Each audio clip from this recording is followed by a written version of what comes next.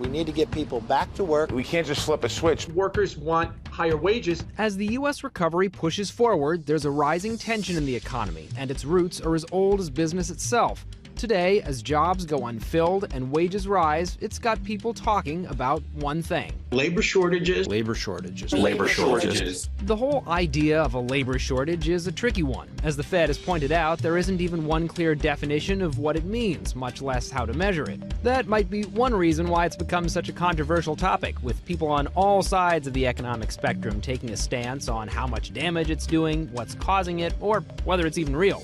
The idea itself comes partly from business owners who say they're struggling to fill open jobs. That concern has been around for a long time, since well before the pandemic even started, and research shows that reports of labor shortages tend to pick up whenever there's a recovery. But there's a deeper question about the economy, and it centers on two key data points. One is U.S. employment, the total number of Americans who currently have jobs. Employment plunged during the pandemic and then surged back, but it's still about 7 million below where it was just over a year ago. The other number is job openings, which are now at record highs in the U.S., more than 9 million, according to the Labor Department. So with all these companies looking for new employees, it begs the question, why aren't people going back to work? This is the part where some people like to start pointing fingers. The government is paying people to stay home. They're staying home because they're getting paid to. The problems that are created here are self-induced. Hey, we respond to incentives. The truth is, we don't have much evidence that unemployment benefits are the main thing keeping jobs from getting filled. For one, we didn't see a major pickup in July and August last year when the federal government's extra $600 unemployment benefits got cut and then replaced by a much smaller amount. We also haven't seen a big rush to fill jobs in the states that got rid of federal benefits early. And recently, the biggest jobs gains have come from the lowest wage groups, the ones that would stand to see the highest relative benefits from not working and collecting unemployment. Most economists do think that money from the federal government is one factor that could be adding to strains in the labor market, but they also point to lingering coronavirus concerns, a lack of childcare options, people wanting to retire early, and a mismatch between open jobs and worker skills. There is even evidence that the pandemic has led to a turning point for some workers, inspiring them to completely rethink their careers. But economists also believe there's something else, something even simpler that's keeping people from coming back into the workforce. Maybe the pay just hasn't been good enough.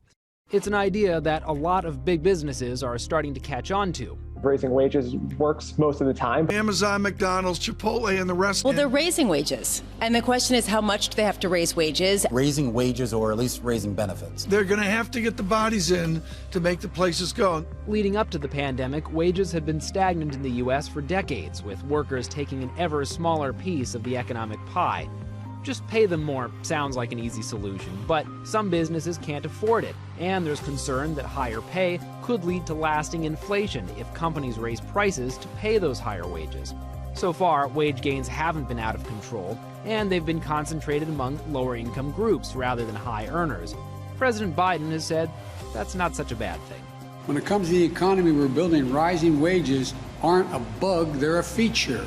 As the recovery continues, so does the debate over what's best for the economy. And while a tighter labor market might be putting pressure on some businesses, it could also be granting an opportunity to labor itself, one that gives workers a chance to come out ahead of where they started.